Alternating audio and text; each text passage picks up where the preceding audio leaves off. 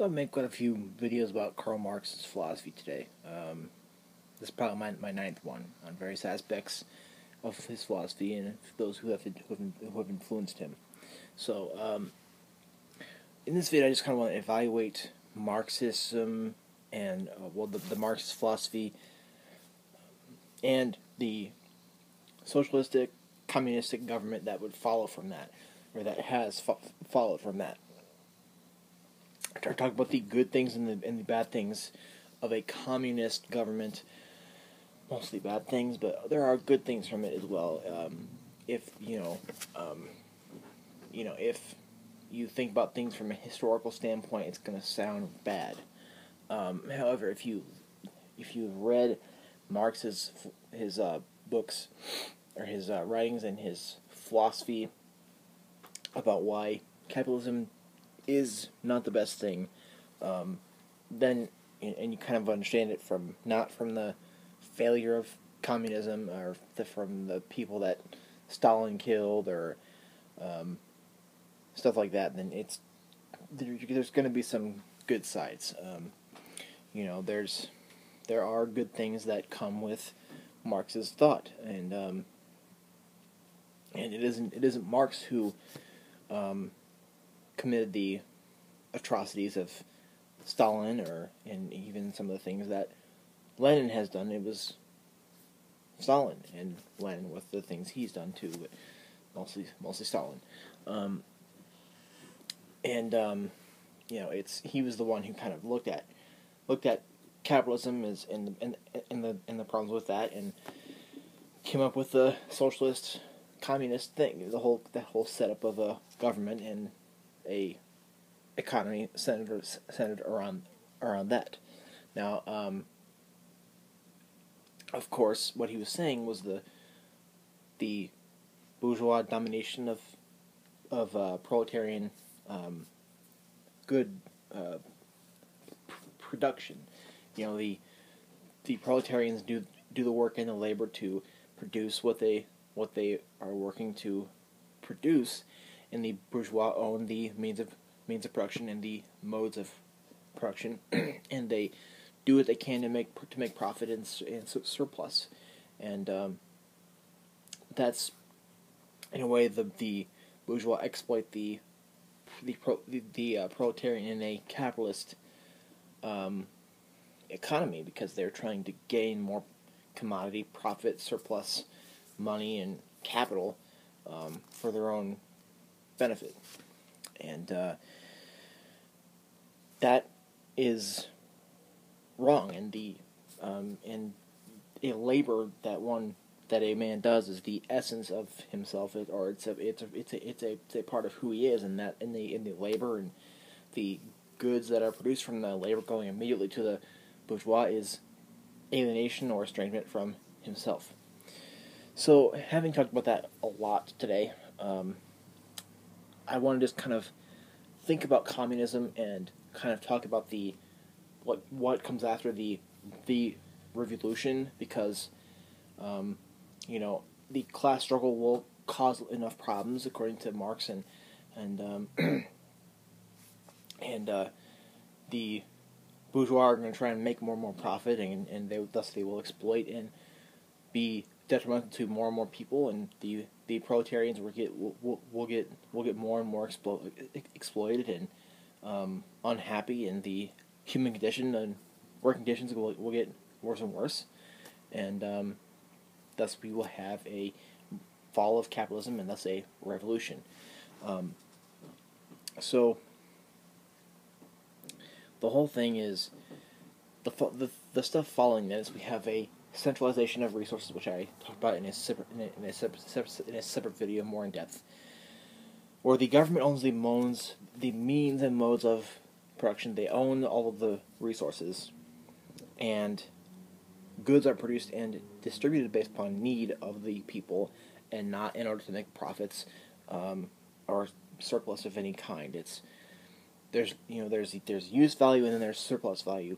Use value because this is a economy based upon use value, to where we make and distribute things based upon the need of the people, where in a capitalist society where we have this ideology which keeps this whole bourgeois proletarian thing in place, where we make things and to gain profit for only a certain amount of people. In a full communistic thing, we have a classless and a currencyless society where people are given their jobs based upon it also varies. People don't have, they may not have freedom to do what they want. Some good literature on this would be Orwell's 1984 or Rand's Anthem and Atlas Shrugged. I read both of those, but I can't remember which one was more of the communistic thing.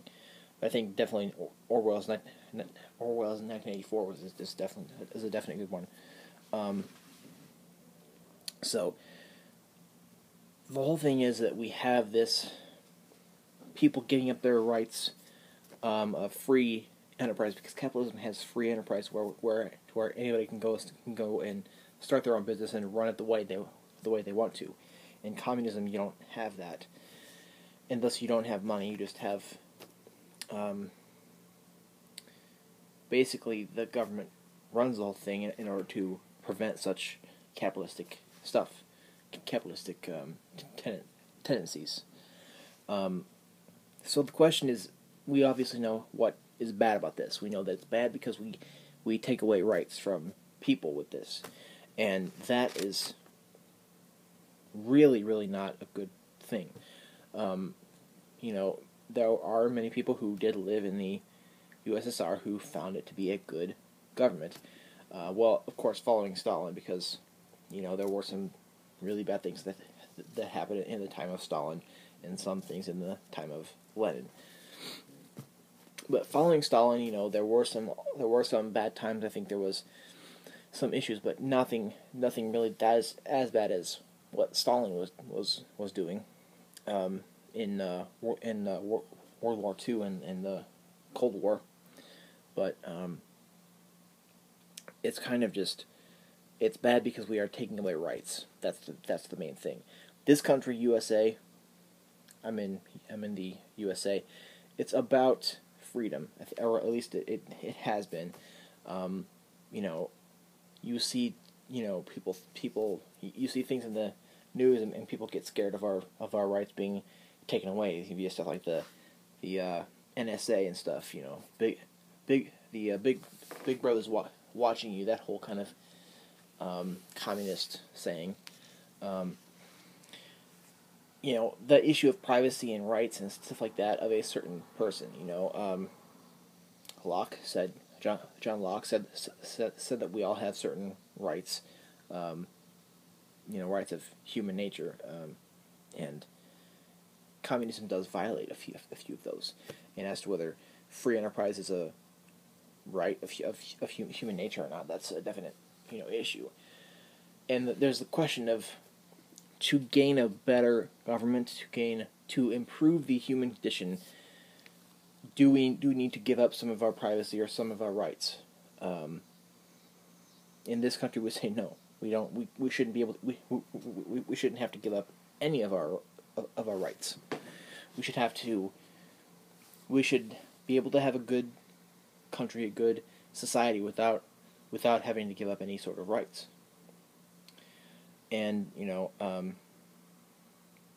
there's even the issue like of the TSA. When we go through the airport, they search us, and they, we have these X-rays that we can either walk through or be basically frisked a lot. That's the newer things anyway. Personally, I would go through the X-ray where they can see everything rather than get frisked really, really badly. But there's the issue: should we can either give up some privacy and give up some rights in order to maintain more safety, or we can keep all of our rights and keep all of our privacy and risk, terrorists, blowing up a plane and such. or we could do some racial profiling. So we could profile on some people and only frisk those who are wearing a turban or such. There's issues of compromise. What do you want to give up to get the best government, the best economy? The whole TSA thing relates to this because we can either go capitalism and communism are two extremes. Now we could kind of come towards the middle, and we could give up some things to get different things, give up some rights to get a better human condition, or what. It's so the bad is obviously that we would give up rights were any country to become a communist country. Now China, that's different. I'm talking about like the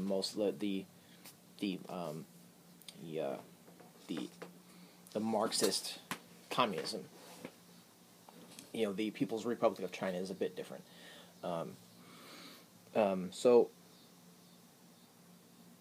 the good part of it, though, is that we are recognizing through this Marxist stuff that exploiting people is not right, and to have a certain ideological thing in place, which keeps in place the whole structure of some people getting a lot of things and some people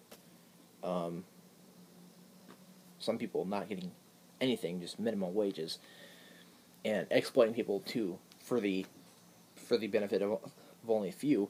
That's wrong, and to understand that it's wrong to let certain atrocities go on, and there are issues of working conditions. There's issues of minimum wage as to how much you can pay somebody to work a certain job or whatever. Right now they're thinking about raising the minimum wage, as they always have been. It's just kind of it's good because this whole Marxist communist thing that Marx put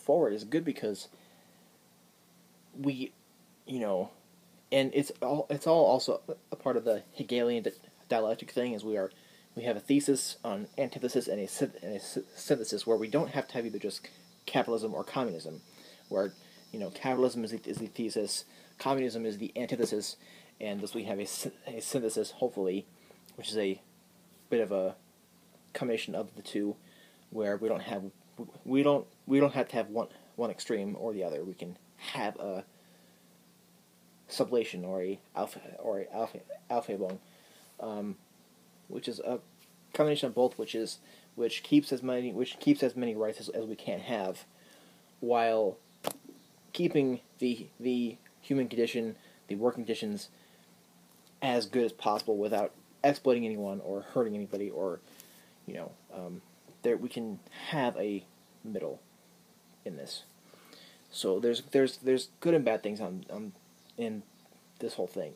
Most people just think of it as bad because people hear about Obama possibly being a Marxist and think that it's all bad. Personally, I don't know. I'm not sure what to think about Obama being a communist. Is a bit of a conservative thought, because I'm not sure that he is. He studied Marxism, which really isn't a bad thing to study that, but to be a communist in this state, you would be kind of looked on in a bad way. But anyway, if you think I've left something out, or if you have an opinion, because this is kind of a opinion thing of mine here. This is not the same way of isn't really a educational video as my other ones are. This is kind of a evaluation of what is good and bad in this kind of thought. So if you have a question, or you want to talk about anything, or if you think I've left something out, please comment below. I'd love to hear from you. And just whenever you comment, I get an email, and if your comment is constructive, then I will always respond. So, thank you.